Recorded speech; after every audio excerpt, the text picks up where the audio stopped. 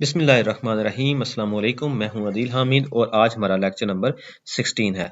हम लोग advance artificial intelligence का कोर्स करते जा रहे हैं और इसके अंदर हम लोग जो है वो स्टेप बाय स्टेप बढ़ते जा रहे हैं। लास्ट वाले लेक्चर के अंदर जो कि लेक्चर नंबर 15 था, उसके अंदर हम लोगों ने स्टार्ट किया था डेटा साइंस को स्टडी करना। डेटा साइंस के अंदर जो प्रोसेसेस थे उनमें से हम लोगों ने आइडेंटिफाई किया था कि जो डेटा होता है वो एसेट होता है किसी भी कंपनी के लिए, किसी भी मॉडल के लिए। तो डेटा जो है उसको सबसे पहले एक्वायर किया जाता है, फिर प्रिपेयर किया जाता है, फिर एनालाइज किया जाता है और फिर रिपोर्ट किया जाता है।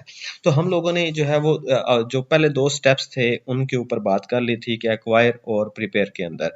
इसके अंदर हम लोग क्या करेंगे, इस लेक्चर के अंदर हम लोग स्टार्ट करेंगे डेटा की जो ट्रांसफॉर्मेशन है उसके बारे में स्टडी करेंगे, स्मूथिंग के बारे में करेंगे, फीचर इंजीनियरिंग के बारे में करेंगे और नॉर्मलाइजेशन के बारे में पढ़ेंगे। उसके बाद हम लोग स्टडी करेंगे कि एनालाइज करने से क्या मुराद है, यानी कि सिलेक्ट टेक्निक जो है उसके बारे में पढ़ेंगे, बिल्ड मॉडल के बारे में पढ़ेंगे और वैलिडेट मॉडल के बारे में स्टडी करेंगे। उसके बाद हम लोग जो रिपोर्ट है उसको भी देखेंगे कि हमारे पास कौन कौन से ये सारे के सारे जो स्टेप्स हैं, जैसा कि हमारे पास classification, regression, clustering, associative analysis और जनरेटिव एनालिसिस, ये क्या होती हैं। उसके बाद रिपोर्ट जो है उसके बारे में हम लोग जो है वो स्टडी करेंगे कि हमारे पास जो बार चार्ट विजुअलाइजेशन टेक्निक्स हैं उनके बारे में, उसमें हमारे पास बार चार्ट होता है, लाइन चार्ट होता है, पाई चार्ट है, हीट मैप्स हैं और स्कैटर प्लॉट्स होते हैं। तो आज का जो लेक्चर है उसके अंदर हम डेटा साइंस के जो सारे ये कॉन्सेप्ट्स हैं उनको स्टडी करेंगे और आप जानते हैं कि ये हमारा जो ब्रीफ डिस्कशन होगी इसको आप मजीद जो है वो एक्सप्लोर भी कर सकते हैं। ये बड़ा ही इंपॉर्टेंट है आप लोगों के लिए कि हम लोग जो वो डेटा साइंस अगर हम लोग करना चाहते हैं तो इसके अंदर हम लोग जो है वो एक्सपर्ट हो जाएं, क्योंकि डेटा साइंस के अंदर हमने डेटा के जरिए से डिसीजन जो मेकिंग है वो करनी होती है और जो मॉडल्स हैं वो भी ट्रेन होते हैं on the basis of data pre processing, कि हमने डेटा जो है उसको इस तरह से तैयार करना ताकि मशीन जो है मशीन लर्निंग का जो प्रोसेस है वो भी किया जा सके। हमारे पास सबसे पहले जो टर्म हम लोग स्टडी करने वाले हैं वो है डेटा की स्क्यूनेस। अच्छा, स्क्यूनेस क्या होता है? Data skewness is an uneven distribution of data with in a data set. यानी कि हमारे पास एक डेटा सेट है, उस डेटा सेट के अंदर हमारी जो डिस्ट्रीब्यूशन है डेटा की वो अनइवन है, वो डेटा की डिस्ट्रीब्यूशन ठीक नहीं है। अगर मैं आप लोगों को आगे ये ग्राफ दिखाऊं तो आपको सही अंदाजा होगा। ये जो सिमेट्रिकल डिस्ट्रीब्यूशन है, यानी कि जिसमें हमारे पास मीन, मीडियन और मॉड, जो कि हम लोगों ने लास्ट लेक्चर के अंदर स्टडी कर रखा है, कहता है कि अगर हम डेटा को डिस्ट्रीब्यूट करें तो डेटा की डिस्ट्रीब्यूशन को चेक करें तो जो मीन, मीडियन, मॉड है वो एक ही जगह पर पाए जाते हैं। उसके लेफ्ट और राइट जो हमारे पास डिस्ट्रीब्यूशन है वो सेम सेम होती है। ये जो बेल की तरह होती है, बेल की शेप बना रहा होता है, तो इस तरह का जो डेटा होता है इसको हम लोग कहते हैं कि ये नॉर्मल डिस्ट्रीब्यूटेड डेटा है। और अगर हम लोग देखें ये सेकंड जो हमारे पास लेफ्ट साइड पे फिगर है, इसके अंदर देखें तो मीन, मीडियन, मॉड जो है वो सेम सेम नहीं है, मतलब कि आपस में जो है वो चेंज है। यानी कि इस तरफ से देखा जाए तो मॉड जो होता है वो लेफ्ट साइड के ऊपर होता है, यानी कि जो मॉड होता है उसको देखा जाए तो इसके हिसाब से जो मीन है वो ग्रेटर होता है मीडियन से, और मीडियन जो है वो ग्रेटर होता है मॉड से। तो इस तरह से जो अगर डेटा होगा, यानी उसकी जो ज्यादातर जो डेटा की अकरेंस होती है वो लेफ्ट साइड पे होती है और जो राइट टेल होती है वो थोड़ी सी लंबी होती है। इस तरह का डेटा डिस्ट्रीब्यूशन आ जाए तो उसको हम लोग कह देते हैं कि ये पॉजिटिव स्क्यूनेस है, यानी कि पॉजिटिव स्क्यूड डेटा है। ऑन दी अदर हैंड अगर हमारे पास डेटा मीन, मीडियन, मॉड जो है वो इस तरह से आ जाए कि राइट साइड जो है ज्यादातर जो अकरेंस है डेटा की, मतलब जो उसका जो मॉड है वो ज्यादा राइट साइड पे आ गया और जो मीन है वो लेफ्ट साइड पे चला गया हुआ है, तो इस तरह का जो डेटा की डिस्ट्रीब्यूशन होती है इसको हम लोग क्या कहते हैं? Negative skewed data. तो ये आगे जो पॉइंट्स हैं नेगेटिव और पॉजिटिव, इसको आप लोग स्टडी कर लें, इसके बारे में आप देख लें कि जब डेटा की डिस्ट्रीब्यूशन चेक करेंगे सिंपली तो आप लोग देखिएगा कि अगर इस तरह के जो हमारे पास जो ग्राफ्स हैं वो बनते हैं तो इनमें से आप देख लें कि इस तरह का ग्राफ बनता है तो क्या सूरत हाल होती है, यानी पॉजिटिव स्क्यूड होता है, और अगर इस तरह का ग्राफ बनता है तो हमारे पास नेगेटिवली स्क्यूड जो डेटा होता है। उसके बाद हम लोग अगर चलते हैं अपने नेक्स्ट टॉपिक के ऊपर, तो वो है हमारा डेटा ट्रांसफॉर्मेशन। डेटा ट्रांसफॉर्मेशन का मतलब ये होता है is the process of converting, cleansing and structuring data into a usable format. यानी कि जो हमारा डेटा है उसको इस तरह के फॉर्मेट के अंदर लेकर आना कि वो यूजेबल हो, उसके जरिए से हम डिसीजन मेकिंग कर सकें। तो उसको हम लोग कहते हैं कि हमारे पास डेटा ट्रांसफॉर्मेशन करना जो है वो प्रोसेस स्टार्ट होता है। डेटा ट्रांसफॉर्मेशन की मदद से हम लोग क्या कर सकते हैं, डेटा की स्मूथिंग कर सकते हैं, फीचर इंजीनियरिंग कर सकते हैं और नॉर्मलाइजेशन करते हैं। यानी कि डेटा ट्रांसफॉर्मेशन में हम ये तीन जो प्रोसेसेस करते हैं, और इन ये जो तीनों प्रोसेसेस हैं इनको हम लोग बारी बारी जो है वो स्टडी करते हैं कि ये किस तरह से हम लोग कर सकते हैं। अच्छा, ये स्मूथिंग होती है। अगर हमारे पास डेटा के अंदर नॉइस मौजूद है, ये नीचे वाला आप नॉइस वाला डेटा जो है उसको देखें तो इसके अंदर से हम लोग कोई क्लियर जो पैटर्न है वो नहीं डिफाइन कर पा रहे। तो अगर ये नॉइस वाला डेटा हो, इस डेटा को अगर हम लोग स्मूथ करके इसका जो पैटर्न है उसके मुताबिक इसको स्मूथ कर दें तो हम इसकी बेसिस के ऊपर कुछ ना कुछ जो डिसीजंस है वो मेकिंग कर सकते हैं। जबकि नीचे देखें कि फ्लक्चुएशन बहुत ज्यादा है डेटा के अंदर, तो इस तरह का जो डेटा है उसको इस तरह जो स्मूथ करने को हम लोग क्या कहते हैं, स्मूथिंग द डेटा। उसके बाद हमारे पास आता है फीचर इंजीनियरिंग। जरा आप लोग इस ग्राफ के ऊपर देखेंगे तो फीचर इंजीनियरिंग के अंदर creating and transforming raw data into feature suitable for building machine learning models. यानी कि हमारे पास ये देखें, ये तीन हमारे पास फीचर्स हैं। इन तीनों फीचर्स की मदद से हम लोगों ने क्या किया, एक ऐसा फीचर जो है वो बना लिया है जो इन तीनों को रिप्रेजेंटेशन कर रहा है। यानी कि ये सूटेबल हो गया हमारे लिए कि हम मशीन लर्निंग के लिए डेटा को तैयार करते हैं कि ये तीन अगर हमारे पास थे, जिसमें एक हमारे पास टेल लेंथ थी, बॉडी लेंथ थी और हेड लेंथ थी, यानी ये तीन हमारे पास जो फीचर्स हैं वो आए हुए हैं। तो इन तीनों को इकट्ठा करके उससे हम लोगों ने क्या कर लिया, एक नया जो फीचर है वो इसके जरिए से बना लिया हुआ है जो कि हमारे लिए ज्यादा बेनिफिशियल है। इसको हम लोग कहते हैं कि फीचर इंजीनियरिंग किया। तो इसके अंदर हम लोग क्या करते हैं, डिफरेंट फीचर्स जो हैं उनको एक्सट्रैक्ट करते, उनके जरिए से जो नॉलेज है वो एक्सट्रैक्ट करके एक नया फीचर जो है वो बना लेते हैं। इसके बाद हमारे पास आ जाता है डेटा नॉर्मलाइजेशन। अच्छा, transform data values to a common scale और डिस्ट्रीब्यूशन ऑफ वैल्यूज। अक्सर हमारे पास ऐसा होता है कि जो डेटा होता है किसी एक कॉलम के अंदर, अगर हम बात कर लें तो उसके अंदर डेटा जो बहुत उसकी जो रेंज है वो बहुत ज्यादा हो गई हुई है, और उस रेंज को हम लोग क्या करते हैं, उस रेंज को कम कर देते हैं, और दूसरे जो फीचर्स होते हैं उसके मुकाबले में उनकी जो रेंज है वो बहुत थोड़ी होती है। तो अगर इस तरह से मशीन को अगर डेटा दिया जाए कि एक के अंदर जो रेंज है वो बहुत ज्यादा है और दूसरे के अंदर रेंज जो है वो बहुत कम है, तो इस को हम लोग, क्योंकि जिसकी रेंज ज्यादा होगी, जिसके अंदर वैल्यूज जो है वो ज्यादा फैली हुई होंगी, ज्यादा बड़ी होंगी वैल्यूज, तो उसको मशीन ये समझ लेगी कि इसको ज्यादा वेट्स देने हैं। तो इस तरह से क्योंकि मशीन जो है वो थोड़ी सी बाइस्ड हो जाएगी इस को सेट करने के लिए और फिर कंपैरिजन को बेहतरीन करने के लिए, यानी कि मैनेज करने के लिए कि अगर दो फीचर्स हैं हमारे पास तो हम उन फीचर्स को किस तरह से कंपेयर कर सकेंगे, जबकि एक की रेंज जो है वो बहुत ज्यादा और एक की रेंज जो है वो बहुत कम है। तो इनको आपस में इक्वलाइज करने के लिए कि हम इनको आपस में कंपेयर कर सकें, इसको हम लोग क्या करते हैं, डेटा को नॉर्मलाइज कर लेते हैं, यानी कि एक कॉमन स्केल के अंदर लेके आ जाते हैं, छोटे स्केल्स के अंदर लेकर आ जाते हैं, ताकि डेटा को कंपेयर भी किया जा सके और मशीन के लिए जो है वो भी सेट किया जा सके। तो स्केलिंग कौन कौन सी तरह की होती है, मिन मैक्स स्केलिंग होती है, जी स्कोर स्केलिंग होती है।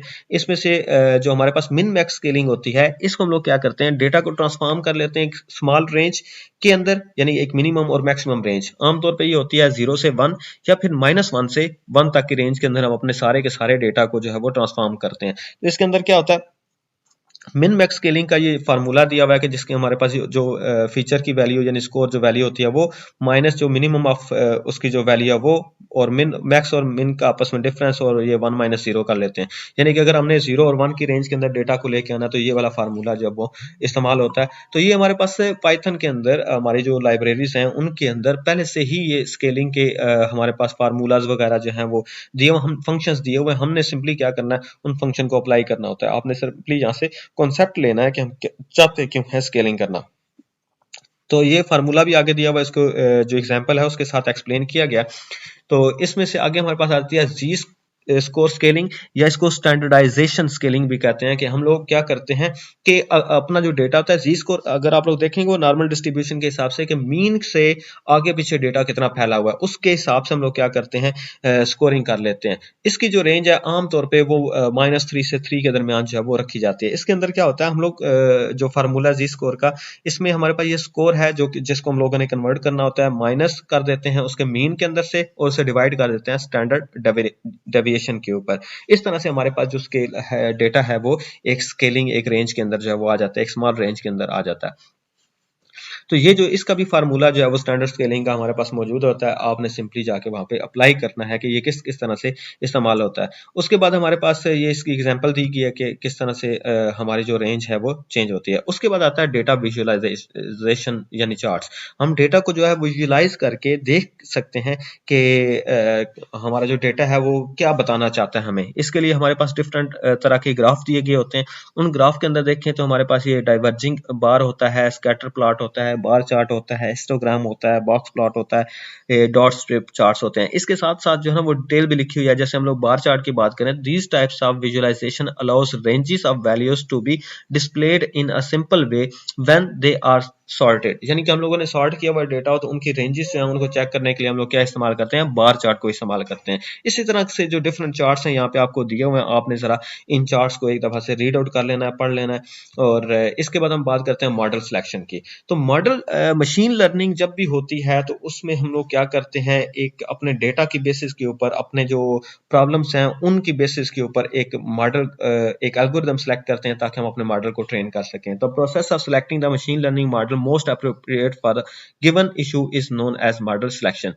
तो यहाँ पे हमारे पास ना ये डिफरेंट स्टेप्स होते हैं, ये मॉडल की steps to choose the best model machine learning condensed into 5 points के ऊपर ये कंसिस्ट होता है। इसमें क्या होता है जी, standard the understand the problem. हम सबसे पहले तो प्रॉब्लम को अंडरस्टैंड करते हैं कि वो प्रॉब्लम है किस टाइप का, यानी कि वो क्लासिफिकेशन का प्रॉब्लम है, रिग्रेशन का प्रॉब्लम है या क्लस्टरिंग का प्रॉब्लम है। तो ये क्लासिफिकेशन हम क्या करते हैं, वो क्लासिफाई करते हैं कि आइदर यस और नो, या फिर कोई एक कैट है तो वो दूसरी जो है वो कैट नहीं है। इस जैसी जो क्लासिफिकेशन यानी बाइनरी क्लासिफिकेशन वगैरह हम लोग करते हैं इसके अंदर, कि एक चीज यस और नो वाले होता है। रिग्रेशन में हम क्या करते हैं, कंटिन्यूस जो वैल्यूज होती हैं उनको आइडेंटिफाई हम लोगों ने करना होता है, प्रिडिक्ट करना होता है हमारी मशीन ने। इसके बाद क्लस्टरिंग क्या होती है, ग्रुपिंग के अंदर कन्वर्ट करना होता है कि एक जैसी जो फीचर्स रखने वाली चीजें हैं उनको ग्रुप्स के अंदर कन्वर्ट कर देना, ये कहलाता है। तो हमने सबसे पहले क्या करना होता है, आइडेंटिफाई करना है कि इनमें से वो कौन सा प्रॉब्लम है, क्या क्लासिफिकेशन का है, रिग्रेशन का है या फिर क्लस्टरिंग का है। तो उसके बाद होता है जी एक्सप्लोर मॉडल ऑप्शंस। हम क्या करते हैं, familiarize yourself with a variety of machine learning algorithms suitable for your problem, considering factors like data size, complexity and distribution। हम क्या करते हैं, अपने आप को जो एक्सप्लोर करते हैं कि कौन सा मॉडल जो है वो बेहतर होगा इस हमारे प्रॉब्लम के लिए। यानी कि अगर रिग्रेशन का है या फिर क्लासिफिकेशन का है तो उसके लिए हमें पता होना चाहिए कि कौन कौन से जो मॉडल्स हैं हमारे पास या एल्गोरिथम्स हैं जो कि क्लासिफिकेशन का प्रॉब्लम जो है वो सॉल्व कर सकते हैं। तो वो हम लोग क्या देखते हैं जी, डेटा साइज के हवाले से हम लोग देखते हैं, उसकी कम्प्लेक्सिटी के हवाले से देखते हैं कि हमारा डेटा किस तरह का है, ताकि हम उसके ऊपर डिसाइड कर सके कि कौन सा मॉडल जो है वो इसके ऊपर जाके फिट होगा। evaluate the performance. अच्छा, जैसे हम लोग जो है वो मॉडल को ट्रेन कर लेते हैं तो फिर ट्रेन करने के बाद हमने साथ साथ जो है उसकी परफॉर्मेंस को भी evaluate करना होता है कि किस तरह की परफॉर्मेंस जो है वो दे रहा है। तो उसमें क्या है जी, एक्यूरेसी है, प्रिसीजन है और रिकॉल वगैरह हम लोग चेक करते हैं। इन सारे पॉइंट्स को हम लोग आगे जो है वो डिटेल के साथ पढ़ने लगे हैं, सीखने लगे हैं कि हमारे पास किस तरह से ये जो पॉइंट्स हैं वो हमारे लिए हेल्पफुल होते हैं और ज़रूरी होते हैं। उसके बाद कंसीडर मॉडल कम्प्लेक्सिटी। अच्छा, मॉडल की जो कम्प्लेक्सिटी है, balance the trade off between model complexity and interpretability, opting for simpler model if interpretability is crucial or if you have limited data। मतलब हम क्या कहते हैं, इंटरप्रेटेबिलिटी का मतलब होता है कि हम लोगों ने एक्सट्रैक्ट करना है नॉलेज को उस मॉडल से। मॉडल ने जो कुछ भी हमें देना है, कुछ ना कुछ तो डेटा देना है, तो वो किस हद तक इंटरप्रिटेबल है, उसमें से हम किस हद तक जो नॉलेज है वो ले सकते हैं। तो हम क्या करते हैं, हम लोग सिंपल जो ऑप्शन होती हैं उनको सिलेक्ट करते हैं ताकि हम मैक्सिमम इंटरप्रिटेबिलिटी जो है वो ले सकें मॉडल के जरिए से, या मैक्सिमम जो नॉलेज है उसके जरिए से मैक्सिमम जो आउटपुट है वो ले सकें कि हमें कितनी ज़्यादा अंडरस्टैंडिंग हुई है, इंसान कितना ज़्यादा उस मॉडल की आउटपुट से सीख रहा है। इसको हम लोग कहते हैं कि इंटरप्रिटेबिलिटी। उसके बाद आइट्रेट एंड ऑप्टिमाइज। हम क्या करते हैं, फाइन ट्यून करते हैं अपने मॉडल्स को, मतलब मुसलसल जो है वो अपने मॉडल को मजीद एक दफ़ा ट्रेनिंग करने के बाद दोबारा से हाइपर पैरामीटर्स को सेट करने के बाद, यानी वेट्स वगैरह जो होते हैं उनको सेट करने के बाद हम लोग क्या करते हैं, उसे दोबारा से ट्रेन करते हैं ताकि हमारे पास जो मॉडल की लर्निंग है वो मैक्सिमम हो सके। क्योंकि ये आपके हम लोगों ने मशीन लर्निंग जो है वो स्टार्ट करनी आगे वाले अपने लेक्चर्स के अंदर, तो मशीन लर्निंग के अंदर ये सारी चीज़ें आपके सामने प्रैक्टिकली परफॉर्म होंगी। यहाँ पे आप लोग जो है वो थोड़ा सा इसको जो है इसकी थ्योरी जो है उसको समझ लें। उसके बाद होता है जो मॉडल बिल्डिंग। मॉडल जो है वो बिल्ड करने के लिए हमारे पास ये स्टेप्स होते हैं। कोई भी मॉडल अगर आप लोगों ने बनाना है तो उस मॉडल को बनाने के लिए हमारे पास सबसे पहले कलेक्ट डेटा, वही डेटा जो है प्री प्रोसेसिंग के हम लोगों ने जो प्रोसेसेस किए हैं उनके अंदर सबसे पहले डेटा को कलेक्ट करते हैं, फिर हम लोग प्रिपेयर करते हैं डेटा को, यानी प्री प्रोसेसिंग वगैरह करते हैं, फिर मॉडल को ट्रेन करते हैं, मॉडल को एवेलुएट करते हैं और उसके बाद मॉडल को डिप्लॉय कर देते हैं। तो ये सारे स्टेप्स जो है वो मॉडल बिल्डिंग के अंदर आते हैं कि हमारा जो मॉडल है वो बन जाता है इससे। उसके बाद आता है मॉडल की वैलिडेशन। मॉडल को चेक करना होता है कि आइदर वो सही परफॉर्म कर रहा है या नहीं कर रहा। Machine learning process that assesses how well a model can produce predictions और आउटपुट, यानी कि वो कितनी अच्छी आउटपुट्स जो है वो देगा। इसको हम लोग कहते हैं कि मॉडल को वैलिडेट करना होता है, हम लोगों ने चेक करना होता है कि वो सही तौर पे हमें आउटपुट दे रहा है या नहीं दे रहा। अच्छा, यहाँ पे उसने जो लीनियर रिग्रेशन है उसके बारे में हम लोग बात करेंगे, यानी कि जो रिग्रेशन के मॉडल्स हैं उनके बारे में बात करते हैं। इस सबसे पहले आता है लीनियर रिग्रेशन। अच्छा, ये सुपरवाइज्ड मशीन लर्निंग। सुपरवाइज्ड हम लोगों ने पढ़ लिया, ऐसा डेटा होता है कि जिसके अंदर लेबल्स जो है वो पहले से लगे हुए होते हैं। इसमें क्या होता है, हमारे पास जो आउटपुट यानी कि जो मॉडल हम लोगों ने एक ट्रेन कर लिया, हमने डेटा दिया एक एल्गोरिदम को, एल्गोरिदम ने ट्रेन होके एक मॉडल की शक्ल इख्तियार कर ली। अब वो जो मॉडल है वो क्या करेगा, वो हमें कुछ ना कुछ प्रेडिक्शंस देगा। तो वो प्रेडिक्शंस अगर किसी एक कंटिन्यूस वैल्यू की फॉर्म में होगी, यानी कि वो 2.345 इस तरह की कोई वैल्यू होगी, फिर उसके बाद 3.5 इस तरह करके कोई भी वैल्यूज जो है वो देगा हमें। तो इस जैसी वैल्यूज लेने के लिए हमारे पास जो मॉडल होता है उस वो हमारे पास जो मॉडल है वो लीनियर रिग्रेशन का मॉडल है। मतलब इस मॉडल ने हमें क्या किया, ये वाली प्रेडिक्टेड लाइन यानी कि लाइन जो रिग्रेशन लाइन है वो उसने हमें दे दिया, जबकि हमारे पास ये डेटा पॉइंट्स आपको नजर आ रहे हैं। इन डेटा पॉइंट्स की बेसिस के ऊपर वो कहता है कि जो बेस्ट फिट लाइन है वो ये आपको जो ब्लू वाली दरमियान में नजर आ रही है वो वाली लाइन है। इसके बाद हमारे पास आता है लॉजिस्टिक रिग्रेशन। लॉजिस्टिक रिग्रेशन क्या करता है, ये भी सुपरवाइज्ड मशीन लर्निंग का एल्गोरिथम होता है। ये क्या करता है, ये क्लासिफिकेशन के लिए इस्तेमाल होता है, यानी बाइनरी क्लासिफिकेशन करता है कि ये अगर देखें डेटा पॉइंट्स आपको नजर आ रहे हैं ऊपर और नीचे, वो कहता है कि अगर हमारे पास डेटा पॉइंट्स जो हैं वो ये जो लाइन बीच में बनी है इससे ऊपर वाली साइड पे होंगे तो हमारे पास एक रिजल्ट यानी कि 1 वाला रिजल्ट आ जाएगा, और अगर नीचे इस लाइन से होंगे तो हमारी जो प्रेडिक्शन है वो 0 के हिसाब से हमें प्रेडिक्ट करेगा, यानी कि हमें बाइनरी क्लासिफाई जो है वो करेगा, ट्रू और फॉल्स की सूरत में करेगा। अगर इस लाइन से नीचे है कोई भी वैल्यू हो तो वो 0, और उस लाइन से ऊपर है तो वो 1 क्लासिफाई हो जाएगी। इसके बाद हमारे पास आता है मीन स्क्वेयर्ड एरर। अच्छा, mean squared error is a common evaluation metric used in regression task, यानी रिग्रेशन टास्क जो होते हैं उनके लिए, जो रिग्रेशन हम लोगों ने जैसे लीनियर रिग्रेशन है तो इसके लिए अगर हम लोग चाहते हैं हम अपने मॉडल को एवेलुएट करें कि वो कितना वेल परफॉर्म करता है, तो उसके लिए हमारे पास जो एक फार्मूला इस्तेमाल होता है उसको हम लोग कहते हैं मीन स्क्वेयर्ड एरर, यानी कि एक टेक्निक है हमारे पास। अच्छा, ये क्या है, ये एक्चुअली देखें जरा आप कि ये जो हमारे पास ये जो लाइन हमारे पास दरमियान में नजर आ रही है डॉटेड लाइन, ये लाइन हमारी प्रिडिक्टेड लाइन है। मतलब ये उसने हमें क्या किया, प्रिडिक्ट करके दिया हमारे मॉडल ने। तो उससे ऊपर हमारे पास क्या है, यानी कि डेटा पॉइंट्स आपको नजर आ रहे हैं, ये जो गोल गोल आपको नजर आ रहा है सर्कुलर, ये हमारे पास क्या है, ये डेटा पॉइंट्स हैं। इन डेटा पॉइंट्स की बेसिस के ऊपर ये हमारे पास जो दरमियान में लाइन है वो लाइन एक्चुअली जो है वो हमारी प्रेडिक्टेड लाइन है, जो कि हमारी जो हम मशीन है वो प्रेडिक्शन करेगी। अब जरा आप देखें तो ये हमारा डेटा पॉइंट था जो कि प्रेडिक्शन उस हमारी मशीन को ये करनी चाहिए थी, ये वाला डेटा पॉइंट, लेकिन वो कर कितना कितना डिफरेंस के ऊपर वो कर रही है। तो वो कहता है कि इन दोनों के बीच में जो डिफरेंस है, यानी ये यहां से यहां तक का डिफरेंस है, यहां से यहां तक का डिफरेंस है, ये जो आपस में डिफरेंसेस आ रहे हैं, जो प्रेडिक्शन और एक्चुअल वैल्यू के बीच में डिफरेंसेस आ रहे हैं, इनका स्क्वायर लेके उनकी जितनी नंबर ऑफ वैल्यूज हैं उनके ऊपर अगर डिवाइड कर दिया जाए तो इससे हमारे पास आ जाता है मीन स्क्वेयर्ड एरर। इसके बाद हमारे पास क्या है, डिफरेंट रिग्रेशन टेक्निक्स, यानी कि रिग्रेशन के लिए जो डिफरेंट टेक्निक्स होती हैं रिग्रेशन की प्रिडिक्शन करवाने के लिए, मतलब हमें कंटिन्यूस जो वैल्यूज हैं उनके लिए प्रिडिक्शन करवाने के लिए जो डिफरेंट मॉडल्स या टेक्निक्स इस्तेमाल होती हैं, उनमें से हमारे पास है decision tree. Decision tree regression involves partitioning the data into subsets based on the values of independent variable, यानी हमारे पास इंडिपेंडेंट जो वेरिएबल्स हैं उनकी बेसिस के ऊपर हम डेटा को छोटे छोटे हिस्सों में सबसेट्स के अंदर डिवाइड करते हैं and predicting the average of the target variable for each subset, और हर सबसेट के ऊपर हम लोग क्या करते हैं, प्रिडिक्ट करते हैं अपने टारगेट वेरिएबल को। उसके बाद हमारे पास आती है random forest regression. Random forest is learning method that creates multiple decision trees, यानी कि हमारे पास ये देखें ना, मल्टीपल डिसीजन ट्रीज जो है वो हम लोग क्रिएट करते हैं और उन डिसीजन ट्रीज की जो आउटपुट आती है उनकी बेसिस के ऊपर हम डिसाइड करते हैं कि हमारे आउटपुट जो फाइनल आउटपुट है वो क्या होगी।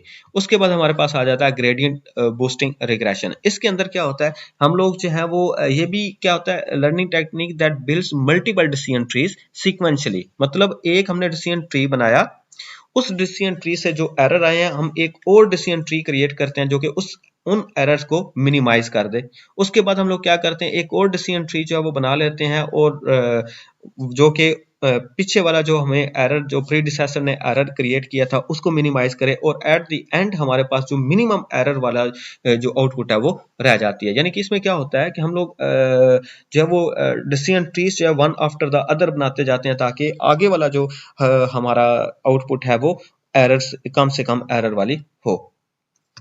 इसके बाद हमारे पास आता है रेसिडुअल एनालिसिस।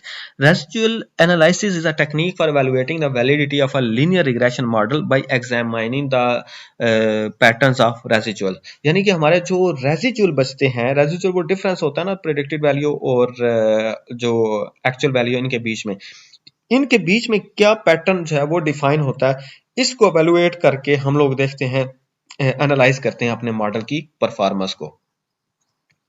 इसके बाद हमारे पास डिफरेंट जो क्लासिफिकेशन की टेक्निक है, डिसीजन ट्री क्लासिफिकेशन है, ये भी वही सेम जो हम लोग पहले पढ़ चुके हैं कि हम लोग स्प्लिटिंग करते हैं data into its smaller subsets के अंदर डेटा को करते हैं और based on the values of the input feature ultimately assign a class label to each data point. यानी कि हर डेटा पॉइंट के ऊपर हम कहते हैं कि यस और नो की जो कंडीशन है वो लगाते जाते हैं, यानी कि हम डेटा को डिवाइड करते जाते हैं और हर एक स्टेप के ऊपर हम लोग क्या करते जाते हैं, चेक करते जाते हैं कि ये यानी कैट है या नहीं है, उसके हिसाब से हम लोग चेक करते चले जाते हैं। तो ये सारे के सारे फार्मूले फंक्शंस आपके बने बनाए पहले से मौजूद हैं, तो इनको आप लोगों ने वहां पे सिंपली यूज करना है। इसके बाद आता है हमारे पास रैंडम फॉरेस्ट क्लासिफिकेशन। ये भी सेम ही टेक्निक है, जैसे हमारे पास ये एक इंस्टेंस दी गई है तो इसके अंदर हमारे पास डिफरेंट जो ट्रीज हैं वो दिए गए हैं, हर एक ट्री जो है वो अपनी अपनी क्लासिफिकेशन करता है और एट द एंड हर एक की जो क्लासिफिकेशन है उसको हम लोग जो है वो चेक करते हैं और उसमें से जो मेजोरिटी वोटिंग हुई है, यानी मेजोरिटी जो क्लासिफिकेशन मेजोरिटी जो ट्रीज हैं उन्होंने जो की है क्लासिफिकेशन, उसके बेस के ऊपर हम लोग जो रिजल्ट है वो दे देते हैं। ग्रेडिंग बूस्टिंग जो क्लासिफायर है उसका काम भी यही होता है जो हम लोग लास्ट रिग्रेशन के अंदर पढ़ चुके हैं कि इसके अंदर क्या है, हम लोग पहले एक डिसीजन ट्री बनाते हैं, उसके बाद हम लोग नेक्स्ट बनाते हैं, फिर नेक्स्ट बनाते हैं और हर एक जो ट्री है वो पीछे वाली की जो परफॉर्मेंस है उसको बेहतर करता चला जाता है। इसके बाद हमारे पास एक और support vector machines, SVM. Support vector machine is a powerful supervised learning algorithm होता है used for both classification and regression task. यानी कि ये क्लासिफिकेशन और रिग्रेशन दोनों के लिए इस्तेमाल होता है। और ये कैसे करता है, रिग्रेशन में in regression task SVM aim to find the hyper plane that best fits the data while maintaining a maximum margin. अच्छा, इसकी ना मैं आपको ये दिखाता हूँ जरा, आप इसको देखें तो हमारे पास रिग्रेशन के लिए क्या है, उसने ये एक मार्जिन जो है वो सेट किया है, उसके अंदर वो देखता जा रहा है कि क्या उस मार्जिन के अंदर रहते रहते हुए हमारी जो प्रेडिक्शन है वो करवाता है। यानी कि वो एक टनल सी बना देता है, एप्सिलॉन बना देता है, उसके अंदर ये जो है वो हमें प्रेडिक्शन जो है वो देता है। इसके अलावा अगर आप क्लासिफिकेशन के लिए देखें तो इसने फिर से हमें क्या किया, इसने सेम जो है वो in classification task SVM aim to find the hyperplane that best separate the data points of different classes in the feature space. यानी फीचर स्पेस के अंदर अगर आप ये गौर करें तो इस तरह करके एक दो प्लेन बनाता है, उस प्लेन के से डिवाइडर जो वो देता है कि इस जो एक साइड पे एक तरह की क्लास होगी और सेकंड साइड पे सेकंड तरह की जो क्लास है वो होगी। तो ये एसवीएम है। उसके बाद हमारे पास आता है एनसेंबल मेथड।